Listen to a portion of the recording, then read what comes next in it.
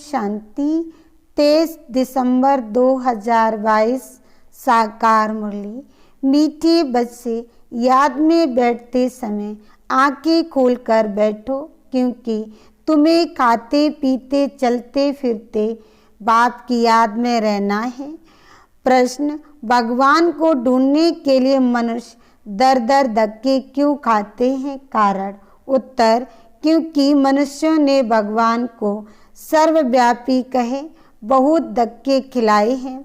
सर्वव्यापी है तो कहाँ से मिलेगा? फिर कह देते हैं परमात्मा तो नाम रूप से न्यारा है।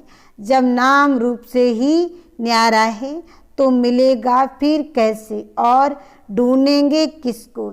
इसलिए दर दर धक्के खाते रहते हैं।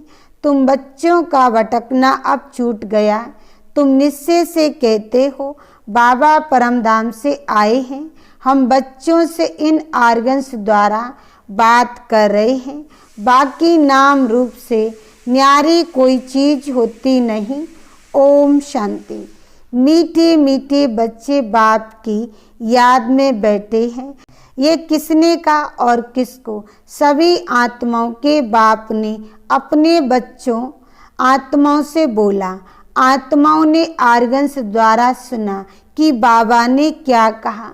बाप ने कहा अपने बाप को याद करते हो? बाप को याद करने के लिए क्या आंखें बंद करनी होती हैं? बच्चे जब बाप को याद करते हैं तो आंखें तो खुली हुई होती हैं। उठते बैठते चलते फिरते बच्चों को बाप की याद रहती है। आंखें बंद करने की दरकार नहीं। आत्मा जानती है कि मेरा बाप इन आर्गन से मेरे से बात करते हैं। परम धाम से आए हैं इस पतित पुरानी दुनिया को नई दुनिया बनाने। ये बुद्धि में है, आंखें तो खुली हुई हैं। बाबा बात करते हैं, तुम सुनते भी हो और याद में भी हो। कौन सुनाते हैं? परम पिता परमात्मा। उनका नाम क्या है? जैसे तुम्हारे शरीर का नाम है वह बदलता रहता है। एक शरीर लिया छोड़ा, फिर दूसरा लिया तो नाम भी दूसरा पड़ेगा। आत्मा का नाम बदलता नहीं है। बाप कहते हैं मैं भी आत्मा हूँ, तुम भी आत्मा हो। मैं परम धाम में रहने वाला परम आत्मा हूँ, इसलिए सुप्रीम आत्मा कहते हैं। सुप्रीम ऊंच ते ऊंच को कहा जाता है। ऊंची आत्माएं भी हैं तो नीची आत्माएं भी हैं। कोई पुण्य आत्मा, कोई पाप आत्मा। बाप कहते हैं मुझ आत्मा का नाम सदैव एक ही शिव है। नाम तो जरूर चाहिए ना जानने के कारण कह देते हैं नाम रूप से न्यारा है, परंतु नाम रूप से न्यारी कोई चीज हो ना सके। जैसे आकाश कोई चीज तो नहीं है ना, पोलार ही पोलार है। उनका भी नाम तो है ना। आकाश बहुत सूक्ष्म तत्व है। अच्छा, उनसे भी ऊपर देवता रहते हैं, वह भी पोलार है। आकाश में बैठे हैं, फिर उनसे भी ऊपर आकाश, उसमें भी आत्माओं के बैठने की जगह है। वह भी आकाश है जिसको ब्रह्म तत्व कहते हैं। ये तीन तत्व हैं, स्थूल सूक्ष्म मूल।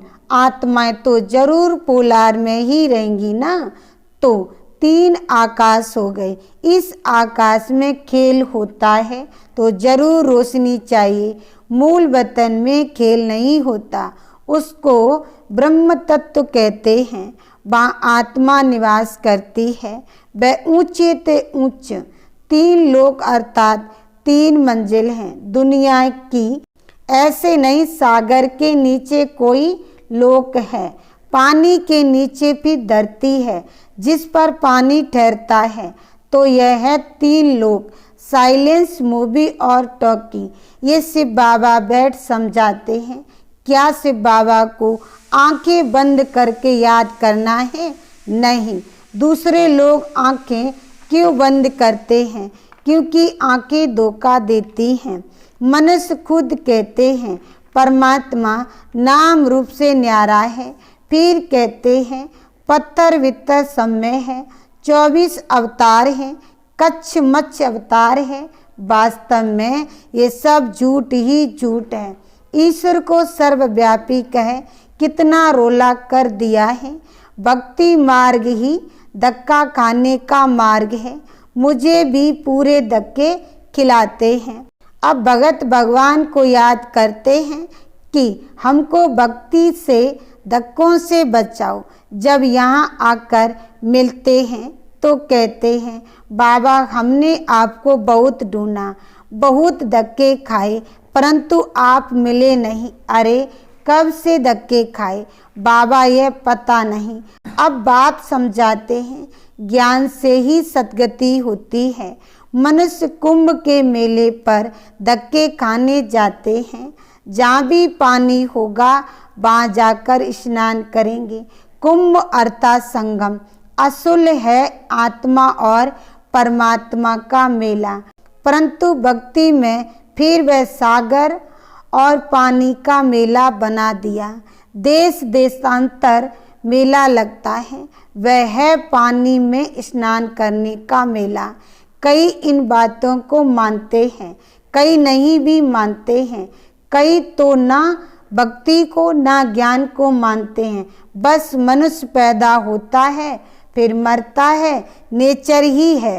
अनेक मतें हैं, एक ही घर में स्त्री की मत और पुरुष की मत और ही हो जाती है।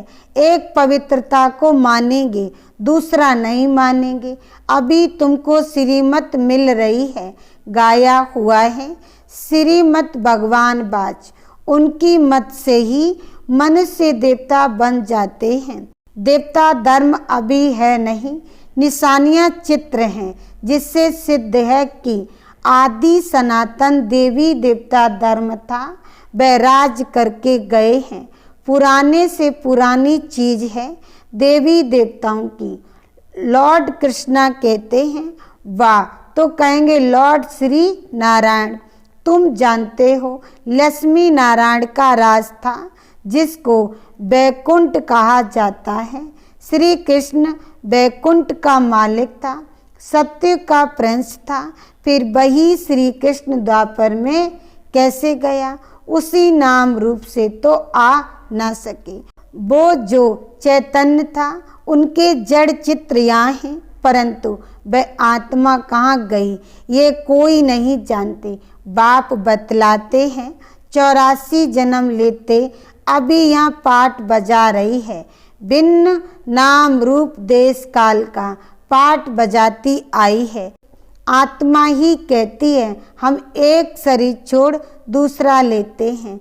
नाम रूप देश काल मित्र संबंधी सब अलग अलग हैं, दूसरे जन्म में बदल जाएंगे। तुम जानते हो अभी हम पढ़ रहे हैं, फिर हम सो देवी देवता बनेंगे। सूर्यवंशी में 8 जन्म लेंगे, एक शरीर छोड़ा दूसरा लेंगे। वे गर्भ जेल नहीं गर्भ महल होगा। यहाँ गर्भ जेल में बहुत सजा भोगते हैं, दुख होता है, तब तो कहते बस अभी बाहर निकालो, हम फिर पाप नहीं करेंगे। परंतु बाहर माया का राज्य होने के कारण फिर से पाप करने लग पड़ते हैं। वहाँ गर्भ महल में आराम से रहते हैं। तो बाप कहते हैं सब वेद शास्त्र आदि का सार मैं तुमको ही समझाता हूँ। अच्छा, बाबा कुंभ के मेले पर समझाते हैं बहुत स्नान करने जाएंगे, बहुत भीड़ होगी। इलाहाबाद में त्रिवेणी पर मेला लगता है। अभी वह कोई संगम तो है नहीं, संगम होना चाहिए सागर और नदियों का। ये तो नदियों का संगम है, 2 नदियाँ मिलती हैं। वे फिर कह देते तीसरी नदी गुप्त है। अब गुप्त नदी कोई होती नहीं है ही 2 नदियाँ। देखने में भी 2 आती हैं, एक का पानी सफ़ेद, एक का मैला दिखाई देता है, और तो कोई है नहीं। गंगा जमुना 3 नहीं है, यह भी झूठ हुआ ना। संगम भी नहीं है। कलकत्ते में सागर और ब्रह्मपुत्रा मिलती है। नाव में बैठकर उस पार जाते हैं। वहाँ मेला लगता है। कितनी मेहनत करते हैं। अमरनाथ पर तीर्थ यात्रा करने जाते हैं। वहाँ भी शिवलिंग की मूर्ति है। वह घर में भी रख सकते हैं। फिर वहाँ जाने की दरकार नहीं। यह भी धक्का खाना ड्रामा में नूद है। त्रिवेणी में जाते हैं, समझते हैं वह पतित पावनी है। कोई कोई को यह भी मालूम नहीं नदियाँ कहाँ से आती हैं। पहाड़ से आती हैं, परंतु पानी तो सागर से आता है। बादल बरसते हैं तो ऊंचे पहाड़ होने के कारण बर्फ जम जाती है। फिर धूप लगने के कारण जब बर्फ गलती है तो पानी इकट्ठा होकर नदियों में आता है। अब विचार करो कि पतित पावन परम पिता परमात्मा, ज्ञान का सागर व ज्ञान नदियाँ व पानी का सागर और नदियाँ बहुत अंधकार में धक्का खाते रहते हैं। अब उनको कैसे बताएं कि यह पतित पावनी नहीं है, यह तो बरसात का पानी है। बादलों से पानी आता है, बादल फिर सागर से पानी खींचते हैं। पानी तो पतित पावन हो नहीं सकता। गाते भी हैं पतित पावन सीताराम, हे पतित पावन आओ। आत्मा कहती है, हे पतितों को पावन बनाने वाले बाबा रहम करो। बाप समझाते हैं, भक्ति के धक्के खाने से कोई पावन बनते नहीं हैं। यह नदियाँ तो अनादि है ही, पानी है पीने और खेती के लिए, वह कैसे पावन करेगा। अभी ये तुम्हारा अंतिम जन्म है। मैं आता हूँ तुमको पावन बनाने। सत्य पावन दुनिया थी। यह पतित दुनिया जो पावन थी वही 84 जन्म ले पतित बने हैं। इसलिए फिर पावन बनने के लिए बाप को बुलाते हैं। आधा कल्प से उतरती कला होती आई है। भारत सत्य में बहुत सुखी था, पावन था, अब दुखी है क्योंकि पतित है। इसलिए पुकारते हैं ओ गॉड फादर, और फिर कह देते उनका नाम रूप है नहीं। तब पुकारते किसको हैं यह भी समझते नहीं। जैसे कहते हैं आत्मा स्टार मिसल है, चमकता है अजब सितारा। आत्मा बिल्कुल छोटी बिंदी मिसल है। टीका भी यहाँ लगाते हैं और कहते हैं वृक्ति के बीच चमकता है अजब सितारा। तो इतनी छोटी सी बिंदी आत्मा में 84 जन्मों का अविनाशी पाठ नूदा हुआ है, वह भी कभी मिट नहीं सकता। ये सारा नाटक इमॉर्टल है, चक्र फिरता रहता है। ऐसे नहीं सृष्टि एक जगह खड़ी है। आदि सनातन देवी देवता धर्म जो पहले था अब नहीं है। जरूर जब ना हो तब तो मैं आऊं। मैं आकर फिर से देवी देवता धर्म की स्थापना करता हूँ तो चक्र फिरता है। हिस्ट्री ज्योग्राफी फिर रिपीट होती है। सत्युग में सूर्यवंशी राज्य था, त्रेता में चंद्रवंशी। अब फिर से तुमको 84 जन्मों का पता पड़ा है ना, कैसे हम चढ़ती कला में आते हैं। बाप सभी बच्चों को पति से पावन बनाने का रास्ता बताते हैं। ऐसे नहीं कहते कि आंख बंद करके मुझे याद करो, खाते पीते चलते मुझे याद करना है। आंखें बंद कर खाना खाएंगे क्या, मक्खी अंदर चली जाए। तुम बच्चों की आत्मा जानती है कि बाबा हमको पढ़ा रहे हैं। वह कहते हैं बच्चे मुझे याद करो तो तुम पावन बनेंगे। जितना समय याद में रहते हैं तो मनुष्य पवित्र रहते हैं। लौटकर आते हैं तो घर में फिर पतित बन जाते हैं। तुम्हारी है रूहानी यात्रा जो बाप कराते हैं। बाप कहते हैं तुमको अमरलोक में चलना है तो मुझे याद करो। आत्मा पवित्र होने से ही तुम उड़ सकेंगे।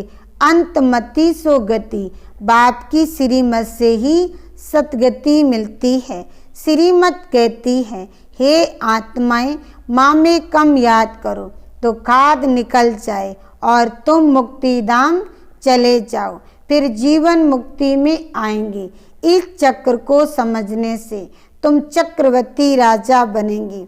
सती त्रेता में तुम पावन थे, फिर बाप तो पूछेंगे ना कि तुमको पतित किसने बनाया। यह भी अभी तुम बच्चे समझते हो कि जब से रावण राज शुरू होता है तो पतित बन पड़ते हैं। आधा कल्प के बाद पुरानी दुनिया हो जाती है, फिर तुमको सुख तो नई दुनिया में मिलना चाहिए, वह मैं ही आकर देता हूँ। हम तुमको पावन बनाते हैं, वह तुमको पतित बनाते हैं। मैं वर्षा देता हूँ, रावण श्राप देते हैं। यह है खेल। रावण तुम्हारा बड़ा दुश्मन है, उनका पुत बनाकर जलाते हैं। कभी देखा शिव का चित्र उठाकर जलाएं? नहीं, शिव तो है निराकार, राम सुख देने वाला, उनको कैसे जलाएंगे? दुख देने वाला है रावण। कहते हैं ये अनादि जलाते आते हैं, तो क्या शुरू से ही रावण राज था? राम राज हुआ ही नहीं, ये सब समझाना पड़े। रावण राज कब से शुरू हुआ ये किसको पता नहीं। आधा कल्प से शुरू होता है। तुम सब द्रौपदियाँ पुकारती हो, बाबा हमारी रक्षा करो। अरे तुम बोलो हमको पतित बनना ही नहीं है, हिम्मत चाहिए, नष्टो मोहा बनना है। मैं शरण तब दूंगा जब तुम नष्टो मोहा बनोगी। मेरा तो एक शिव बाबा, दूसरा न कोई। पति बाल बच्चे याद पड़ते रहेंगे तो वर्षा पा नहीं सकोगी। गृहस्थ व्यवहार में रहते बाप को याद करो। अच्छा, मीठे मीठे सिकिलदे बच्चों प्रति माता पिता बाप दादा का याद प्यार और गुड मॉर्निंग। रूहानी बाप की रूहानी बच्चों को नमस्ते। धारणा के लिए मुख्य सार। पहला पॉइंट, श्रीमत पर सबको पावन बनाने का रास्ता बताना है। पतित पावन बाप का परसे देने की युक्ति रचनी है। दूसरा पॉइंट, बाप से वर्षा लेने के लिए बाप की शरण में आने के लिए पूरा नष्टो मोहा बनना है। आँख खोलकर बाप को याद करने का अभ्यास करना है। वरदान, सर्व शक्तियों को समय पर ऑर्डर प्रमाण कार में लगाने वाले मास्टर सर्वशक्तिवान भव। सार में कहा, मास्टर का अर्थ है कि हर शक्ति जिस समय आह्वान करो वो शक्ति प्रैक्टिकल स्वरूप में अनुभव हो। जिस समय जिस शक्ति की आवश्यकता हो उस समय वो शक्ति सहयोगी बने। शक्ति को ऑर्डर किया और हाजिर, ऐसे भी नहीं ऑर्डर करो सहन शक्ति को और आए सामना करने की शक्ति, तो उसे मास्टर सर्वशक्तिवान नहीं कहेंगे। जैसे शरीर की शक्तियाँ ऑर्डर में हैं, ऐसे सूक्ष्म शक्तियाँ भी ऑर्डर प्रमाण कार्य करें, एक सेकंड का भी फर्क ना पड़े। स्लोगन, प्रसन्नता का आधार संतुष्टता की शक्ति है। ओम शांति।